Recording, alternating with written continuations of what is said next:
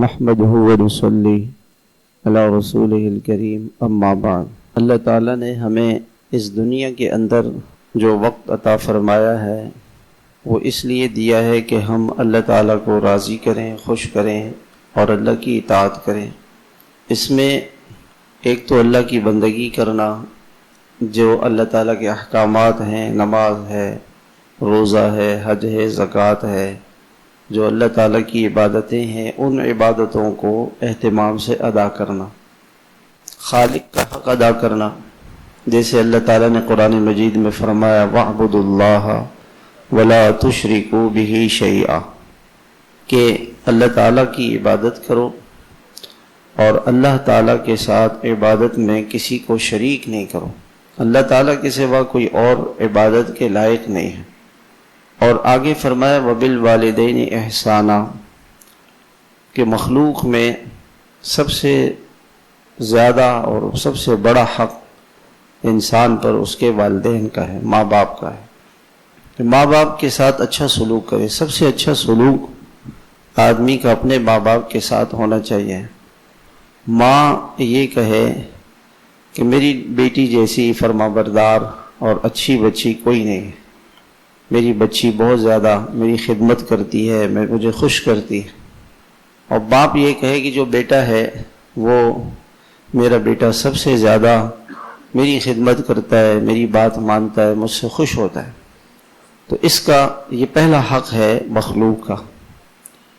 وَبِذِي الْقُرْبَى، اور پھر رشتہ داروں کا حق ہے، وَالْيَتَامَى، یتیموں کا حق ہے، وَالْمَسَاکِین، مسکینوں کا حق ہے، والجار ذی الجنب، اور پڑوس میں رہنے والا پڑوسی اس کا حق ہے، والجار ذی القربى، اور اس پڑوسی کا حق ہے جو رشتہ دار بھی ہے، وابن السبیل، مسافر کا بھی حق ہے، وما ملکت ایمانکم، اور جو ہمارے ماتحت ہیں، خادم ہیں، غلام ہیں، نوکر ہیں، ہماری خدمت کرتے ہیں، ان کے حقوق ہیں۔ انسان کا جن کے ساتھ واسطہ پڑتا ہے ان سب کے حقوق اس پر ہیں۔ اسی طرح سے جتنے بھی مسلمان ہیں وہ سب ہمارے بھائی ہیں۔ انما المؤمنون اخوۃ، ہر مسلمان ہمارا بھائی ہے۔ مسلمان کے ساتھ ہمیں بھائیوں جیسا سلوک کرنا چاہیے۔ جو آدمی اپنے بھائی کے لیے پسند کرتا ہے وہی اپنے کسی بھی مسلمان کے لیے پسند کرے۔ پھر آگے بڑھ کر اللہ کے نبی علیہ الصلاۃ والسلام نے ایک اور بات ارشاد فرمائی، اور ارشاد فرمایا الخلق عیال اللہ، ساری مخلوق یہ اللہ تعالیٰ کا کنبہ ہے، یہ اللہ تعالیٰ کا خاندان ہے، اللہ تعالیٰ کی فیملی ہے۔ یہ نہیں کہ اللہ کے لیے کوئی فیملی ہے، یعنی ساری مخلوق کو ایسا سمجھو گویا کہ وہ اللہ کی فیملی ہے۔ تو آپ کو اللہ کی فیملی کے ساتھ کس طرح سے سلوک کرنا چاہیے؟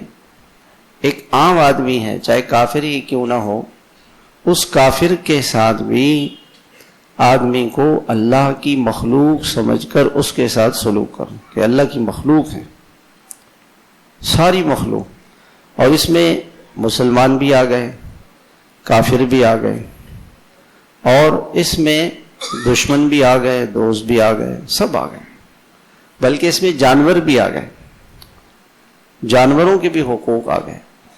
وہ فرمایا کہ ساری مخلوق یہ اللہ تعالیٰ کی فیملی ہے، اللہ تعالیٰ کا خاندان ہے، یعنی ان سب کو اللہ کا خاندان سمجھ کر ان کے ساتھ سلوک کرو، ان کے ساتھ سلوک کرو۔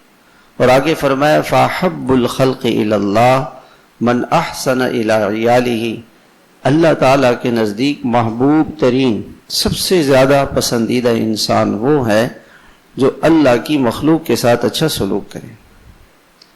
ایک آدمی کو کیسے یہ پتہ چلے گا کہ اللہ تعالیٰ مجھ سے کتنی محبت کرتے ہیں؟ جتنی وہ اللہ کی مخلوق سے محبت کرتا ہے، ان کی خدمت کرتا ہے، ان کا خیال رکھتا ہے، اتنا ہی اللہ اس کا خیال رکھیں گے اور اللہ اس سے محبت کریں گے۔ اگر اللہ کی مخلوق سے نفرت کرے گا تو اللہ بھی اس سے نفرت کریں گے۔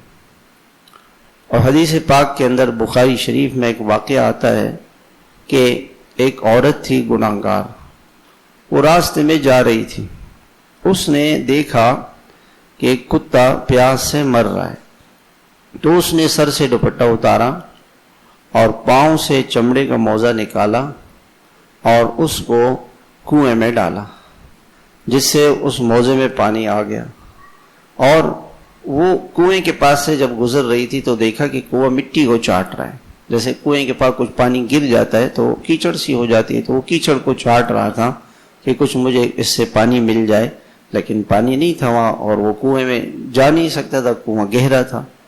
تو اس عورت نے سر سے دوپٹہ اتارا، پاؤں سے چمڑے کا موزہ اتارا اور اس کتے کو پانی پلا دیا۔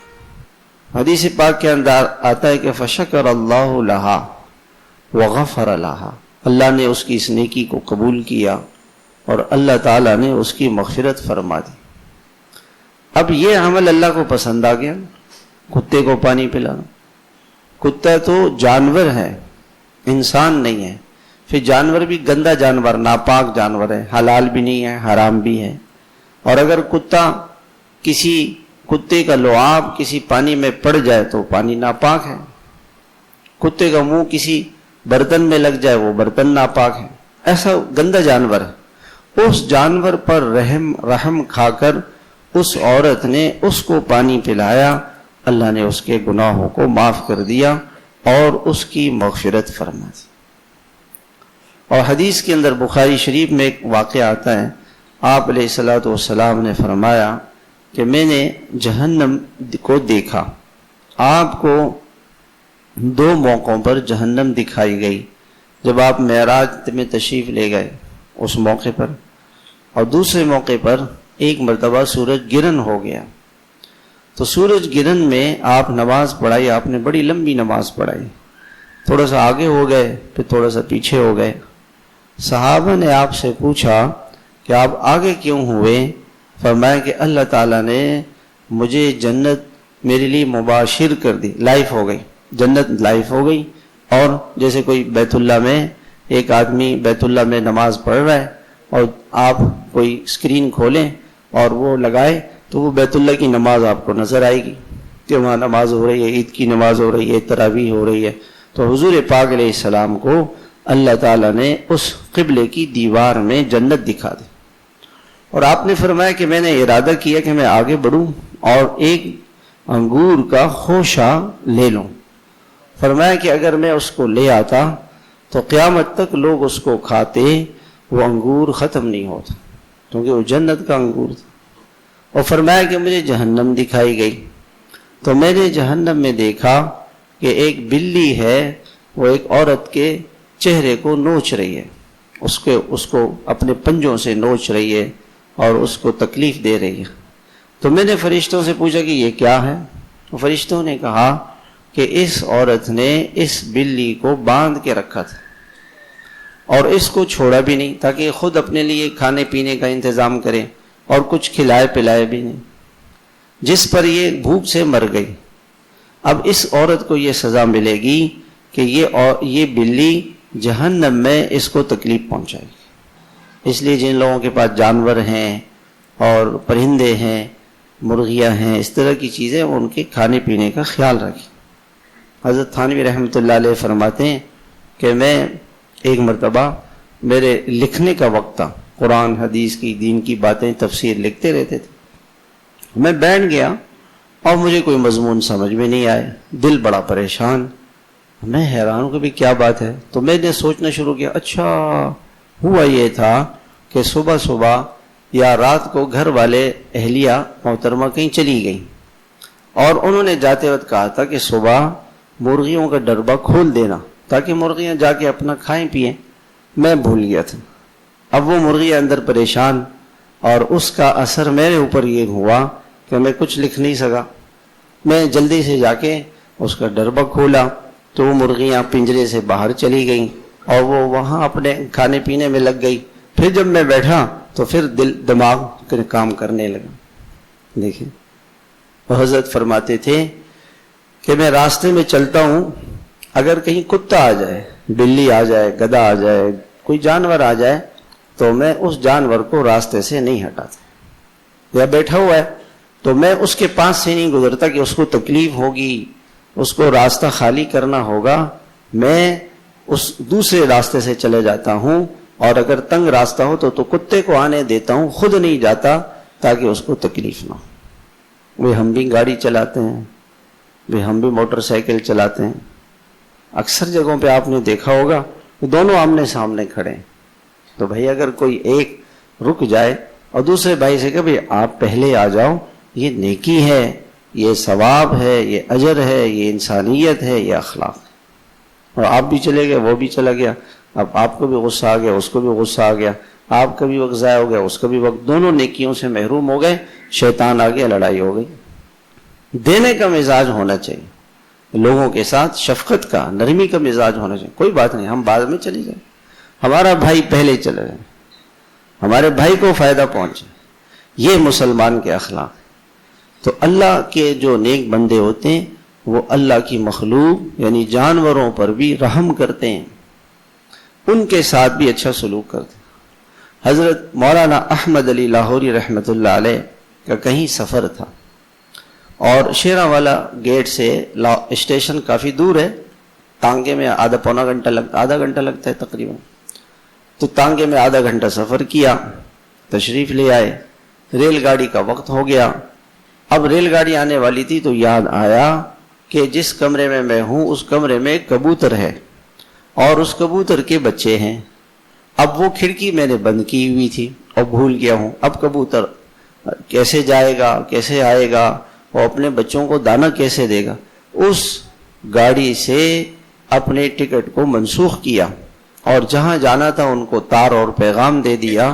اس زمانے میں تار تھا، آج کل میسج کر دیا کہ میں نہیں آ سکتا، بعد میں آؤں گا۔ واپس گھر آئے، وہ کھڑکی کھولی، پھر گئے۔ تو اللہ کی مخلوق کو تکلیف نہ ہو۔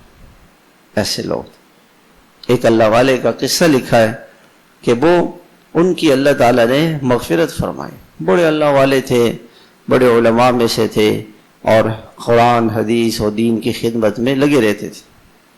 کسی نے ان کو خواب میں دیکھا اور ان سے پوچھا کہ آپ کی مغفرت اللہ نے تہجد پر، نماز پر، کون سی بڑی نیکی پر کی؟ اور میں خود حیران ہوں کہ اللہ تعالیٰ نے مجھے بلایا اور مجھ سے کہا کہ ایک مرتبہ آپ لکھ رہے تھے قلم سے، اس زمانے میں سیاہی ایسے قلم ڈبوتے، لکڑی کے قلم ہوتے تھے ہمارے بچپن میں، اس کو دوات کے اندر ڈبویا اور لے کر کے اس کو لکھا، پھر وہ قلم خوش ہو گیا، پھر لکھا۔ تو جب قلم کو نکالتے تھے تو کبھی کبھی سیاہی گر جاتی تھی، تو سیاہی جب گری تو ایک دم مکھی آ گئی اور وہ اس کو چوسنے لگی۔ فرماتے ہیں کہ میں نے اپنا ہاتھ روک لیا کہ یہ مکھی پیاسی ہے اور اس کی پیاس بجھ جائے۔ میں رکا رہا، جب اس مکھی کی پیاس بجھ گئی پھر میں نے لکھنا شروع کیا اور وہ چلی گئی۔ تو اللہ تعالیٰ نے فرمایا کہ آپ نے ایک میری چھوٹی سی مخلوق پر رحم کھا کر اس پیاسی مکھی کو پانی پلایا، ہم نے آپ کی مغفرت کر دی۔ اللہ کی مخلوق پر رحم کھانا۔ ہم تو بیویوں کے ساتھ ظلم کرتے ہیں، بھائیوں کے ساتھ ظلم کرتے ہیں، ان کو معاف نہیں کرتے، رشتہ داروں کے ساتھ زیادتی کرتے ہیں، اور بیوی شوہر کے ساتھ زیادتی کرتی ہے۔ اللہ کے نیک بندے کون ہیں؟ الخلق عیال اللہ، مخلوق اللہ تعالیٰ کا کنبہ ہے، اللہ کے فیملی ممبر ہیں، ان کے ساتھ ایسا معاملہ کرو جیسے آپ اپنی فیملی کے ساتھ کرتے ہو۔ فاحب الخلق الی اللہ، اللہ کی مخلوق میں محبوب ترین انسان وہ ہے من احسن الی عیالہ، جو اللہ کی مخلوق کے ساتھ اس کا سلوک سب سے اچھا ہو۔ احسن سب سے اچھا رویہ، سب سے اچھا عمل اللہ کی مخلوق کے ساتھ۔ اور اللہ تعالیٰ نے حضرات انبیاء علیہم السلام کو یہ شرف بخشا کہ انہوں نے اللہ کی مخلوق کی خدمت کی۔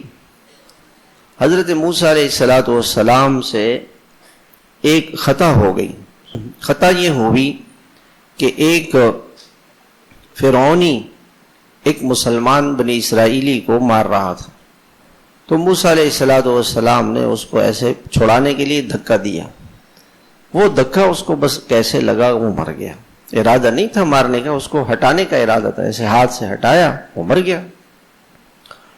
اب موسیٰ علیہ السلام کو بڑا غم ہوا کہ بھئی یہ کیا ہوا، اور فرعون کو پتہ چل گیا. قرآن میں لمبا قصہ ہے.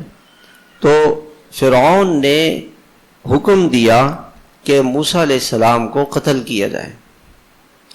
موسیٰ علیہ السلام اللہ کے جو نیک بندے ہوتے ہیں، اللہ تعالیٰ ان کی مدد فرماتے ہیں، اللہ ان کی نصرت فرماتے ہیں، اللہ ان کی حفاظت فرماتے ہیں. اس دربار میں ایک آدمی تھا، وہ حضرت موسیٰ علیہ السلام کا ہمدرد تھا. وہ دوڑتا ہوا آیا اور اس نے آ کر کے حضرت موسیٰ علیہ السلام سے کہا کہ پولیس آپ کو تلاش کر رہی ہے، آپ یہاں سے کہیں اور چلے جائیں، کہیں ایسا نہ ہو کہ آپ کو پکڑ کے لے جائیں اور آپ کو قتل کر دیں. ان الملأ یأتمرون بک لیقتلوک فاخرج انی لک من الناصحین. مسئلہ بھی سمجھا دیا کہ پریشانی یہ ہے، اور علاج بھی بتا دیا کہ آپ یہاں سے چلے جائیں، میں آپ کا ہمدرد ہوں، خیر خواہ ہوں. تو حضرت موسیٰ علیہ السلام وہاں سے نکلے، ظاہری اسباب کو بھی اختیار کیا. فخرج منہا خائفا یترقب، اور دعا کی رب نجنی من القوم الظالمین. کوئی آدمی ظلم کر رہا ہو، زیادتی کر رہا ہو، پریشان کر رہا ہو، پیسے دبائے ہوئے ہیں، کوئی مکان خالی نہیں کر رہا، جو ہمارے ساتھ مسئلے لگے رہتے ہیں، تو اس موقع پہ یہ دعا پڑھا کریں، رب نجنی من القوم الظالمین، کہ اللہ اس ظالم سے مجھے بچا لے. تو اللہ تعالیٰ اس کو بچا لیں گے. پہلی دعا فوراً دعا کی کہ اللہ یہ ظالم ہے اور میں بے قصور ہوں، آپ اس سے مجھے بچا لیں. اور اس کے بعد حضرت موسیٰ علیہ السلام چل پڑے. موسیٰ علیہ السلام جب چلے تو دوبارہ دعا کی اور کہا عسیٰ ربی ان یہدینی سواء السبیل، کہ اللہ مجھے سیدھا راستہ بتا دے، میری رہنمائی فرما. کوئی بھی کام ہو نا، فوراً اس کام میں اللہ سے دعا مانگے کہ اللہ اب میں کیا کروں، میں تو آپ کا محتاج ہوں، ضرورت مند ہوں. دوبارہ دعا کی کہ اللہ میرے لیے راستہ آسان فرما دے. حدیث کے اندر آتا ہے کہ اللہ تعالیٰ نے ان کی دعا کو قبول کیا. ایک فرشتہ سواری پر سوار ہو کر آیا اور موسیٰ علیہ السلام سے کہا کہ آپ اس راستے سے چلے جائیں. تو مصر سے اور مدین، یہ اردن میں، مصر سے اردن کا جو راستہ ہے، اس میں بیچ میں غزہ پڑتا ہے، فلسطین. تو کہا کہ آپ غزہ سے نکلیں اور غزہ سے نکل کر کے آپ فلسطین چلے جائیں، فلسطین سے ہوتے ہوئے آپ مدین چلے جائیں. اور مدین جو ہے یہ اردن میں تھا، آج کل اردن میں. جو تقریباً 14-15 راتوں کا سفر تھا، کئی سو کلومیٹر کا سفر تھا. حضرت موسیٰ علیہ السلام نکلے اس راستے میں گھاس پھوس کھاتے رہے، بہت کمزور ہو گئے، جوتے پھٹ گئے. جب وہاں پہنچے تو پاؤں میں جوتے نہیں تھے. اور وہاں پہنچ کر جب مدین پہنچے تو دیکھا کہ ایک کنواں ہے، اور اس کنویں کے پاس لوگ اپنی بکریوں کو پانی پلا رہے ہیں، اور 2 عورتیں ہیں وہ اپنی بکریوں کو روک رہی ہیں، وہ پانی نہیں پلا رہی ہیں. لوگ پانی پلا کے چلے گئے. تو حضرت موسیٰ علیہ السلام وہاں گئے اور ان عورتوں سے پوچھا کہ آپ پانی کیوں نہیں پلاتی ہیں؟ انہوں نے کہا کہ ہم عورتیں ہیں اور عورتوں کا مردوں کے ساتھ جا کے اکٹھا ہونا یہ پسند نہیں ہے اللہ کو. اللہ تعالیٰ کو یہ پسند نہیں ہے کہ ایک خالی جگہ پر مرد بھی ہوں عورتیں بھی ہوں، عورتیں الگ ہوں مرد الگ ہوں. تو اللہ تعالیٰ کو یہ بات ناپسند ہے، اس لیے ہم مردوں کے مجمع میں نہیں جاتے، جس جگہ پہ مرد ہوں وہاں ہم نہیں جاتے. اور یہ بھی کہا کہ باپ ہمارا بوڑھا ہے، باپ بوڑھا ہے، وہ بکریوں کو پانی نہیں پلا سکتا، وہ بکریاں نہیں چرا سکتا، اور گھر کا گزر بسر چونکہ باپ بوڑھا ہے کما نہیں سکتا، تو گزر بسر بکریوں پر ہے. بکریوں کو چرانے کے لیے ہم آتے، مجبوری ہے. عورت کے لیے گھر سے باہر نکلنا مجبوری کے وقت ہے، کوئی ضرورت ہو، کوئی حاجت ہو. یہ نہیں کہ عورت بازاروں میں پھر رہی ہے، خریداری کر رہی ہے اور بازاروں میں جا رہی ہے. یہ عورت کے لیے یہ چیز پسندیدہ نہیں. عورت حیا کے ساتھ گھر میں رہے، گھر کے اندر بچوں کی تربیت کریں. آج ہمارے بچے جو بگڑ رہے ہیں اس کی بہت بڑی وجہ کیا ہے کہ عورتوں نے وقت موبائل کو دے دیا اور بازاروں کو دے دیا. کچھ وقت اسکرین میں لگ جاتا ہے اور کچھ وقت بازاروں میں لگ جاتا ہے، تو بچوں کی تربیت کہاں سے کریں گے؟ بچوں کو دین سکھانا یہ عورت کی سب سے پہلی ذمہ داری ہے. یہ جتنا آج ہمارے معاشرے میں بگاڑ ہے اس کی ایک بہت بڑی وجہ گھر کی عورت ہے. عورت کی ذمہ داری ہے کہ اپنے بچوں کو دین سکھائے، آداب سکھائے، سنتیں سکھائے، دعائیں سکھائے، نماز سکھائے، وضو سکھائے. یہ 7 سال میں تو بچہ نماز پڑھے گا، اس سے پہلے ماں اس کو سکھائے گی تو نماز پڑھے گا. اس لیے ہمارے بزرگ فرماتے ہیں کہ گھر میں ایک کمرہ بنایا جائے اور وہ کمرہ نماز کا کمرہ ہو، اس میں مصلی ہو، اس میں تسبیح ہو، اس میں قرآن مجید ہو، اس میں تعلیم کی کتاب فضائل اعمال ہو، اور اس میں دین کی باتیں سکھانے والی کتابیں علماء سے پوچھ لیں کہ کون سی کتابیں ہم اپنے بچوں کو اس سے دعائیں سکھائیں، دین سکھائیں، پوچھ لیں. روزانہ ماں کا کام کیا ہے؟ بچے کی تربیت اور اس کو دیندار بنانا، اس کے دل میں اللہ کی محبت ڈالنا، اللہ کے رسول کی محبت ڈالنا. حضرت ابراہیم علیہ السلام نے خواب دیکھا اور خواب میں یہ دیکھا کہ میں اپنے بیٹے حضرت اسماعیل علیہ السلام کو ذبح کر رہا ہوں، اور شام میں خواب دیکھا تھا. تو شام سے مکہ مکرمہ یہ تقریباً 2 مہینے کا فاصلہ ہے، 2 مہینے پیدل چلے. روزانہ اس زمانے میں 50 میل یعنی 70 کلومیٹر لوگ ایک دن میں طے کرتے تھے، اور 2 مہینے چلے. اب کتنے 100 کلومیٹر کا سفر ہوگا.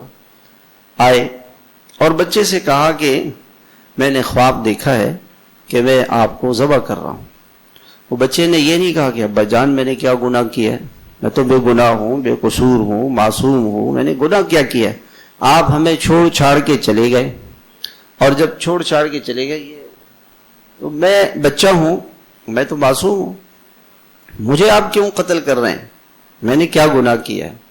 ہمیں چھوڑ کے چلے گئے اور واپس آئے ہیں اور واپس آ کے مجھے قتل کر رہے ہیں. یہ نہیں کہا، فوراً کہا یا ابت افعل ما تؤمر ستجدنی انشاءاللہ من الصابرین. ابا جان جو اللہ کا حکم ہے، اللہ ہمارے محبوب ہیں، یہ پنکھے بھی کھول دیں گے پیچھے والے، اللہ ہمارے محبوب ہیں، اللہ ہمارے رب ہیں، جیسے اللہ چاہتے ہیں ہم اللہ پہ سب کچھ قربان کرنے کے لیے تیار. یہ بچے کی تربیت کہاں ہوئی؟ باپ تو تھا نہیں. آج ہمارا بچہ، اس سے آپ کہیں جی سر پہ ٹوپی رکھ لو، ٹوپی، وہ اس کے لیے تیار نہیں. اور وہ معصوم بچہ سر کٹانے کے لیے تیار، وہ سر کٹانے کے لیے تیار ہے، اور ہمارا بچہ سر پہ ٹوپی رکھنے کے لیے تیار نہیں. کیوں؟ تربیت نہیں. ماں نے موبائل کو وقت دیا ہوا. تو گھر میں موبائل ہوگا تو اس گھر میں دین نہیں آ سکتا. یا تو دین لے آئیں یا موبائل رکھیں. ماں بازاروں میں پھر رہی ہے اور خریداری کر رہی ہے، جی بازار میں بچوں کو لے کے جا رہی ہے، 100 چیزیں لے کے آتی ہیں بغیر کسی جس کی ضرورت ہی نہیں ہے، چیزیں لے کر آ رہی ہیں. تو ان 2 بچیوں نے، 2 عورتوں نے کہا کہ باپ ہمارا بوڑھا ہے، ہم مجبوری میں باہر آئے ہیں، بکریاں چرانے کے لیے ہم مجبوری میں آئے ہیں. مجبوری ہے، باپ بوڑھا ہے، کوئی کما نہیں سکتا، اور کمائی کا ذریعہ بکری ہے، وہ بکریوں کو چرانا، کھلانا پلانا ہماری ذمہ داری ہے. تو حضرت موسیٰ علیہ السلام نے، اچھا موسیٰ علیہ السلام نے یہ نہیں کیا کہ بھئی جا کر کے کہ ان بچوں کے میں بیٹھ جاؤں اور ان سے کہوں کہ جی میں تو مہمان ہوں، دور دراز سے آیا ہوں، مسافر ہوں، بھوکا ہوں، پیاسا ہوں، 14-15 دن سے کھانا نہیں کھایا، جوتے بھی پاؤں میں نہیں ہے. یہ کچھ نہیں، بلکہ اللہ کی مخلوق کی خدمت میں لگ گئے. یہ انبیاء علیہ السلام کا طریقہ کار ہوتا، خدمت کی، اور ان 2 عورتوں کی خدمت. اور وہ جو کنویں کا پتھر تھا، اللہ پاک نے ہمیں وہاں مدین جانے کی توفیق دی. ہم گئے، وہ کنواں ہم نے دیکھا اور وہ درخت بھی ہم نے دیکھا، اور ابھی بھی وہ کنواں ایسا ہے کہ وہ اوپر سے بند ہے. بہت بڑا پتھر اس پہ رکھا ہوا تھا 10 آدمی اس پتھر کو اٹھاتے تھے تو انہوں نے وہ پتھر اکیلے اٹھایا، اور وہ ڈول اتنا بڑا تھا کہ جو بہت سارے لوگ اس کو مل کے اٹھاتے تھے، حضرت موسیٰ علیہ السلام نے اس کو خود اٹھایا اور ساری بکریوں کو پانی پلایا، اور یہ بچیاں جلدی سے واپس آ گئیں اور ان سے کچھ نہیں کہا۔ دیکھیں اللہ کے جو نیک بندے ہوتے ہیں وہ کسی سے کچھ نہیں مانگتے کہ جی میں نے تو دیکھے میں مسافر ہوں، میرا کوئی گھر نہیں ہے، ٹھکانہ نہیں ہے، کھانا نہیں ہے، پینا نہیں ہے، اور موت کا ڈر ہے، پیچھے فرعون لگا ہوا ہے، کوئی نہیں، اور جا کے ایک درخت کے نیچے بیٹھ گئے۔ اور یہ بھی نہیں کہا کہ اپنے والدین سے کہو، رشتہ داروں سے کہو، کسی آدمی کو کوئی خبر کر دو کہ ایک پردیسی مسافر آیا ہوا ہے، اور ان کو پانی پل فسقا لہما ثم تولی الی الظل، اور پھر ایک سائے میں آ کے بیٹھ گئے اور فرمایا رب انی لما انزلت الی من خیر فقیر، اے اللہ میں آپ کا محتاج ہوں، مجھے آپ کی ضرورت ہے، آپ میری مدد فرمائیں۔ یہ انبیاء علیہ السلام کا شیوا ہوتا، اپنی خدمت پر واہ واہ نہیں چاہتے کہ جی اعلان لگا دیا جی ہم نے اتنی بڑی خدمت کی ہے، ہم نے یہ کیا، دیکھو جی، ہمیں واہ واہ نہیں چاہتے، اور اللہ کی رضا کے لیے خدمت کرتے ہیں، اللہ کو دکھانے کے لیے عمل کرتے ہیں کہ اللہ راضی ہو جائے، اللہ خوش ہو جائے، اللہ مل جائے، اللہ کی رضا اور خوشنودی مل جائے، اور دعاؤں میں لگ گئے۔ وہ درخت ابھی بھی ہے، درخت کے نیچے بیٹھ گئے اور دعاؤں میں لگ گئے۔ تھوڑی دیر گزری تھی، اللہ تعالیٰ نے فضل فرمایا، کرم فرمایا، ایک ان میں سے بچی آئی، فجاءتہ احداہما تمشی علی استحیاء، اللہ تعالیٰ فرماتے ہیں بڑے حیا کے ساتھ چلتی ہوئی آئی۔ مفسرین نے لکھا ہے کہ ایسے اپنے چہرے کو چھپایا ہوا تھا اپنی آستین سے، یعنی جسم تو چھپا ہوا تھا چادر سے، مگر چہرے کو ایسے آستین سے چھپایا ہوا تھا تاکہ کسی نامحرم کی نظر نہ پڑے۔ اللہ نے اس عورت کی حیا کا قرآن میں ذکر کیا، اللہ کو عورت کی حیا پسند ہے۔ سب سے زیادہ عورت اللہ سے یہ باتیں اپنے گھر میں مستورات کو سنایا کریں اور یہاں مستورات کو لایا کریں تاکہ وہ دین کی باتیں سنیں، جو آپ سنتے ان کو جا کے سارے واقعات بتائیں۔ سب سے زیادہ عورت اللہ سے مقرب اور اللہ کے نزدیک اس وقت ہوتی ہیں جب وہ گھر کے اندر ہو، اللہ سے نزدیک ہوتی ہے، اللہ کی رحمت اور اللہ کی محبت اور پیار کی نگاہ اس پہ پڑتی۔ اور جتنی عورت باہر بازاروں میں جائے اور ایسے جگہوں میں جائیں جہاں بے پردگی بے حیائی ہو، اللہ اسے ناپسند کرتے ہیں، اللہ اسے ناراض ہوتے ہیں۔ تو وہ لڑکی آئی بڑی حیا کے ساتھ، قالت ان ابی یدعوک لیجزیک اجر ما سقیت لنا، کہ یہ نہیں کہا میرے ساتھ چلو، عورت کسی نامحرم مرد سے کہے جی میرے ساتھ چلو، بے حیائی کی بات۔ کوئی فون آئے کسی نامحرم کا، جی وہ فلاں ہے، نہیں ہے، بس نہیں ہے، بات ختم۔ جی آپ کون، کیا کام ہے، کیوں کرنا ہے، کس لیے کرنا ہے، یہ حیا کے خلاف ہے۔ فون آیا جی فلاں ہے، نہیں ہے، بس ختم، بس فون رکھ۔ پہلے زمانے میں کوئی کسی کے گھر جاتا تھا، دروازہ کھٹکھٹاتا تھا ایسے، تو اندر سے عورت کھٹکھٹاتی تھی، اس کا مطلب یہ تھا کہ مرد گھر پہ نہیں ہے، مرد گھر پہ نہیں۔ وہ آپ کون، کس لیے آئے، کیا کام ہے، کس سے ملنا ہے، کیوں ملنا ہے، یہ اللہ کو ناپسند ہے یہ چیز۔ اس بچی نے یہ کہا کہ ہمارے ابا آپ کو بلا رہے ہیں، اب ایک پردیسی آدمی ہے، مسافر آدمی ہے، اور ڈر جائے بھی کس لیے بلا رہے ہیں، کہا اس لیے بلا رہے ہیں کہ آپ نے جو ہمارے ساتھ نیکی کی ہے، لیجزیک اجر ما سقیت لنا، جو آپ نے ہماری بکریوں کو پانی پلایا اس کا آپ کو بدلہ دینا چاہتے، اس پر کوئی انعام دینا چاہتے۔ اب اچھا اللہ کی شان، وہ ہم نے دیکھا کہ وہ کنواں نیچے ہے اور ڈھلان میں ہے، اور ان کا جو گھر تھا حضرت شعیب علیہ السلام کا وہ اوپر پہاڑی کے اوپر تھا، تو نیچے سے ایسے وہ بچی آئی، اوپر سے آئی اور جانے لگی آگے۔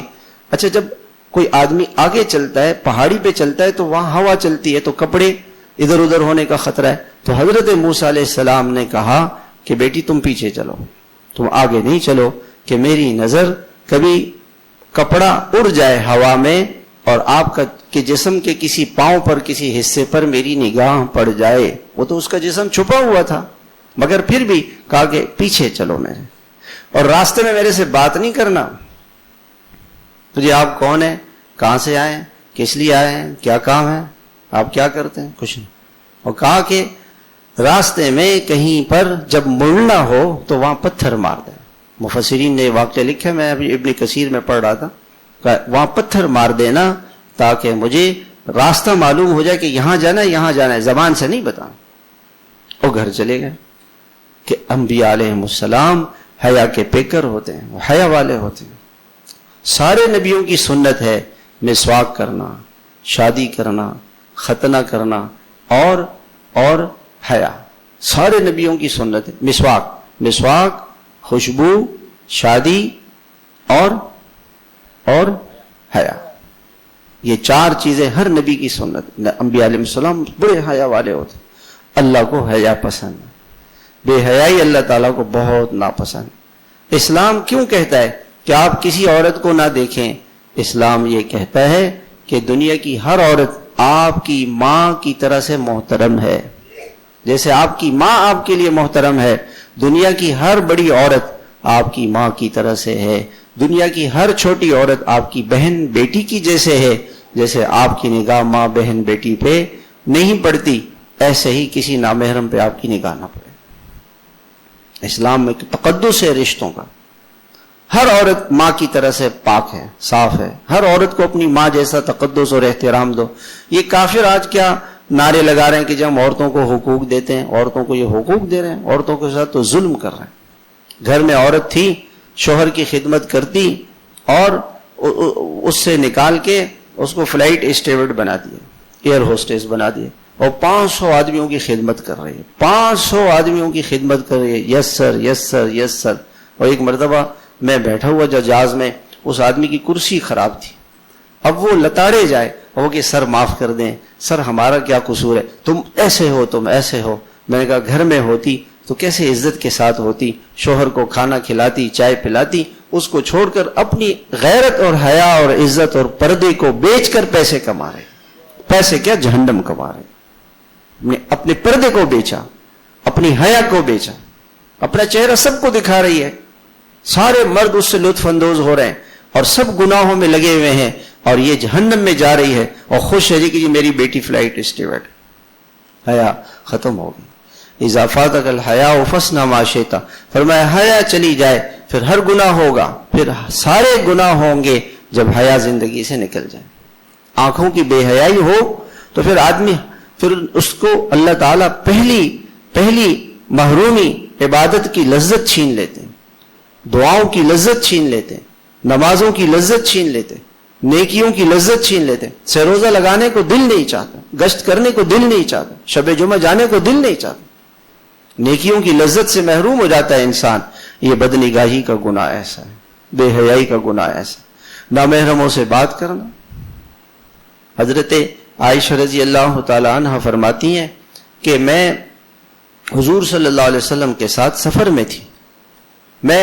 آپ علیہ السلام نے اعلان کیا کہ روانگی ہے. تو جب روانگی کا اعلان ہوتا تو کسی کو اگر جنگل جانا ہوتا قضائے حاجت کے لیے تو وہ جا کے حاجت سے فارغ ہو کے آ جاتا. میں جنگل گئی، واپس آئی تو دیکھا کہ میرا ہار گم ہو گیا ہے. میں اس ہار کی تلاش میں گئی، جب واپس آئی تو دیکھا کہ قافلہ چلا گیا ہے. اب میں اکیلے وہاں رہ گئی. اب میں نے کہا کہ میں یہاں سے جاؤں گی تو کہاں جاؤں گی؟ حضور صلی اللہ علیہ اچھا جو لوگ فرماتی ہیں کہ میں ایک ہودج، جس کو پالکی کہتے ہیں یا ڈولی کہتے ہیں، ایک پہلے زمانے میں ہوتی تھی، اس میں جو بڑے عمر کے حضرات ہیں ان کو پتا ہوگا، یہ جو شاہی سپاری ہوتی ہے نا، اس کے اوپر اس کی تصویر بنی ہوتی ہے، وہ ڈولی سی ہوتی ہے، لوگ اس کو پکڑ کے لے کے جاتے ہیں. تو ڈولی تھی، اس میں بیٹھتی تھی اور میرا وزن بہت کم تھا، میرا وزن زیادہ نہیں تھا. لوگ جو ڈولی میں مجھے لے کے جا رہے تھے وہ سمجھے کہ بیٹھ گئی ہوں گی اور وہ ڈولی لے کے چلے گئے، میں یہاں رہ گئی. فرماتی ہیں کہ میں ٹیک لگا کے بیٹھ گئی اور میری آنکھ لگ گئی. حضور صلی اللہ علیہ وسلم نے صحابہ میں سے ایک صحابی کو فرمایا کہ تم لشکر کے پیچھے آؤ، تاکہ اگر کوئی بھولا بٹکا آدمی ہو، کوئی سامان کوئی چیز ہو تو وہ تم اس کو تلاش کر کے ہمارے سے ملوا دو.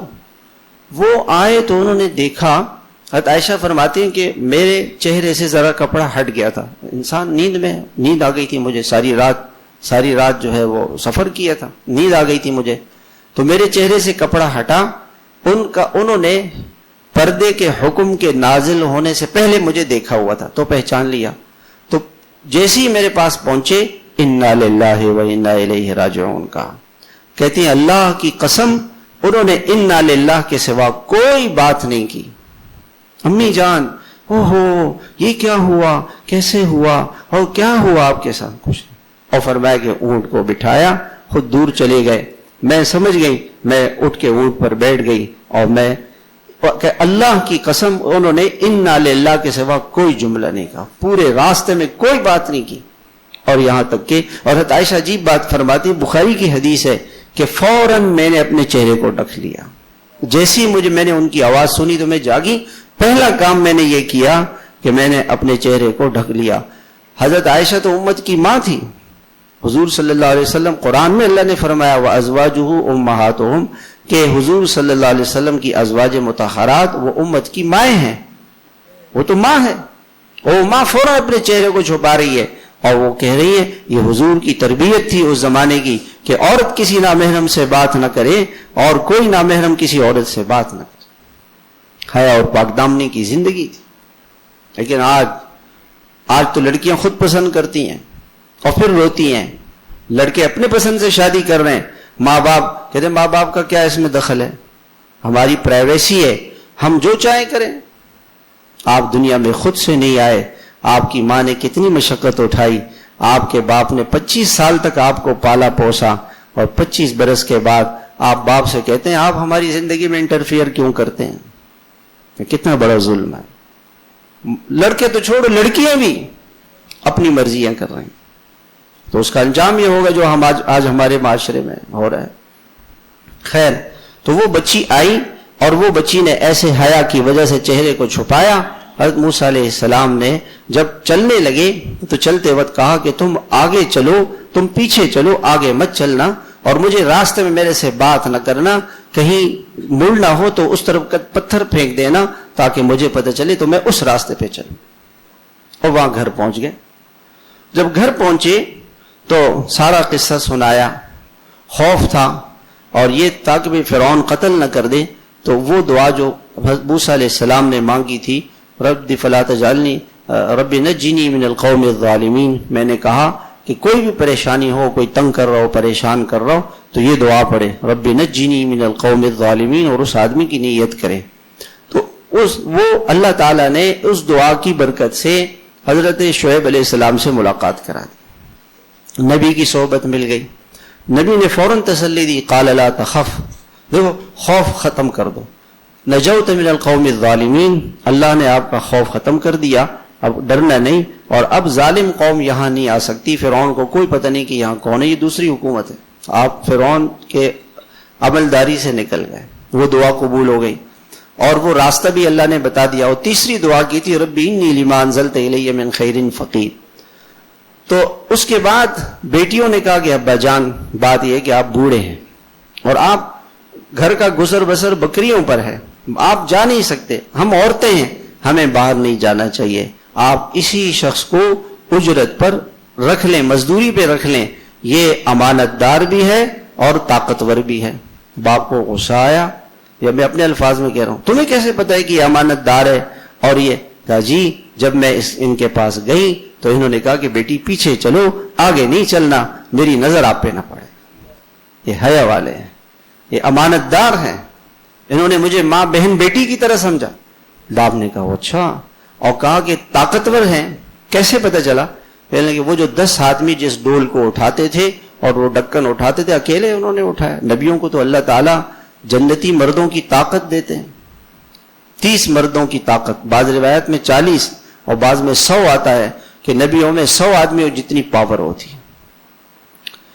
علماء نے لکھا ہے کہ دنیا کے ہر ملازم کے لیے 2 شرطیں ہوں, اپنے کام کا اہل ہو, کوالیفائیڈ آدمی ہو, نااہل اور نالائق نہ ہو. وہ یعنی جیلی سندوں پر ہمارے ہاں تو لوگ اسمبلیوں میں پہنچ جاتے ہیں, اسمبلیوں میں لوگ پہنچ جاتے ہیں, نااہل, اور پورے قوم کو برباد کر کے رکھ دیتے. اور خیانت نہ ہو, امانت دار ہو, رشوت لینے والا نہ ہو, جھوٹ بولنے والا نہ ہو, لوگوں کو لوٹنے والا نہ ہو, امانت دار. خیانت نہ ہو, امانت داری ہو, اور اپنے کام کا اہل ہو, کوالیفائیڈ ہو. ایسے آدمی کو رکھنا چاہیے. خیر حضرت شعیب علیہ السلام نے تو انہوں نے کہا کہ جی ہم آپ کی شادی بھی کرا دیں گے اور آپ ہماری بکریاں چرائیں، آپ کو گھر بھی مل جائے گا، بیوی بھی مل جائے گی۔ موسیٰ علیہ السلام نے دل میں سوچا، یہ روایتوں میں آتا ہے کہ موسیٰ علیہ السلام نے کہا کہ اللہ پاک میری حیا کی بھی حفاظت فرمائیں گے، شادی ہو جائے گی، اور اللہ تعالیٰ میرے روزی کا مسئلہ بھی حل کر دیں گے۔ اس نبی بے حیائی سے بچنا چاہتا ہے۔ ہمارے بزرگ تھے حضرت سید رضی الدین صاحب رحمۃ اللہ علیہ، کوئی ان کے پاس جاتا تھا نوجوان کہ حضرت گناہ ہوتے ہیں، حضرت فرماتے ہیں بھائی شادی کر لو، گناہ ہو رہے ہیں تو شادی کرو، گناہوں کا علاج تو شادی ہے نا، شادی کرو گے تو گناہوں سے بچو گے، شادی نہیں کرو گے تو گناہ تو ہوں گے، فطرت تو ہے۔ انسان یہ کہے کہ میں تو کھانا نہیں کھاتا، میں تو پانی نہیں پیتا، تو وہ فرشتہ ہے، انسان نہیں ہے۔ انسان کو تو بھوک لگے گی، پیاس لگے گی، اس کو تقاضا ہوگا کہ میں، اس کو شادی کا تقاضا ہے، اب شادی نہیں کرے گا، ماں باپ بھی نہیں کرتے تو گناہوں میں بچہ لگے گا۔ اس لیے حدیث میں آتا ہے کہ شادی سے پہلے اولاد جو گناہ کرتی ہے اس کی سزا ماں باپ کو بھی ملے گی، کہ ماں باپ کی ذمہ داری ہے کہ ان کی اولاد سے گناہ نہ ہو، ان کو حیا والی پاک دامنی والی زندگی ماں باپ کی ذمہ داری ہے کہ وہ دیں۔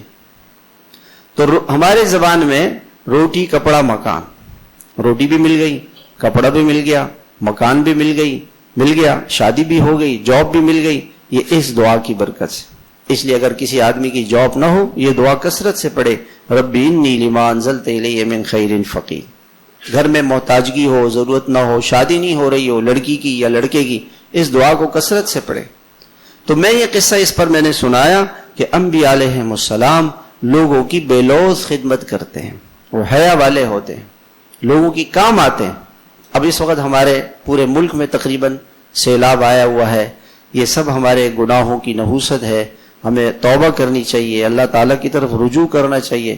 ہمارے عزیز و اقارب جہاں جہاں ہیں ان کو ہم پیغام پہنچائیں کہ بھی اللہ سے معافی مانگو، توبہ کرو، اللہ کو راضی کرو، اور جو خدمت ہم سے ہو سکے ہم ان کی کرتے رہیں۔ یہ اللہ کی مخلوق ہے۔ ارحموا من فی الارض یرحمکم من فی السماء، تم زمین والوں پہ رحم کرو، آسمان والا تم پہ رحم کرے گا۔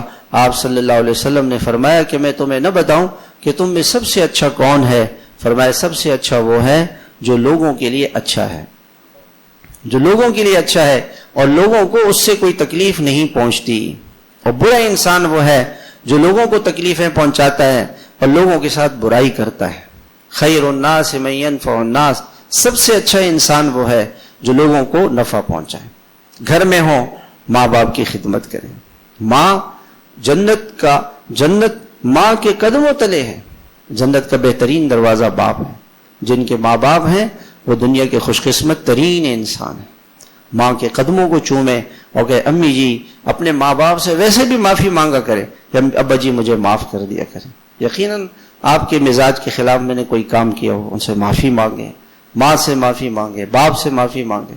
گھر میں بیوی ہے اس کے ساتھ اچھا سلوک کریں، بہنیں ہیں، بھائی ہیں، رشتہ دار ہیں، چچا ہیں، ماموں ہیں، استاد ہیں، مدرسے میں، کالج میں، یونیورسٹی میں، استادوں کا ادب کریں، استادوں کی بے ادبی نہ کریں۔ یہ جو لوگ بات میں پریشان ہوتے ہیں انہوں نے کسی بھی وقت اپنے استاد کی بے ادبی کی ہوتی، کسی استاد کی بے ادبی کی ہو ان سے معافی مانگ۔ شیخ ہیں، بزرگ ہیں، محلے میں سفید ریش ہیں، ان کا خیال رکھو، ان کے کبھی کسی بڑے کے ساتھ بے ادبی نہ کریں۔ ہر مسلمان کے ساتھ، خاص طور پر گاڑی چلائیں، موٹر سائیکل ایسے نہ چلائیں سامنے والے کو تکلیف ہو، راستہ بند نہ کریں، دوسروں کو راستہ دے دیں، دوسروں کو کہیں آپ پہلے آ جائیں، سگنل بند ہو گاڑی نہ چلائیں تو سامنے والے کو تکلیف نہ ہو۔ اللہ ہم سب کو عمل کی توفیق عطا فرمائے۔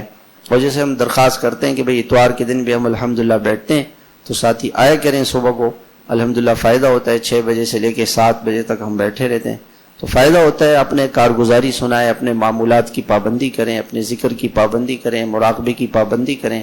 اللہ ہم سب کو عمل کی توفیق عطا فرمائے۔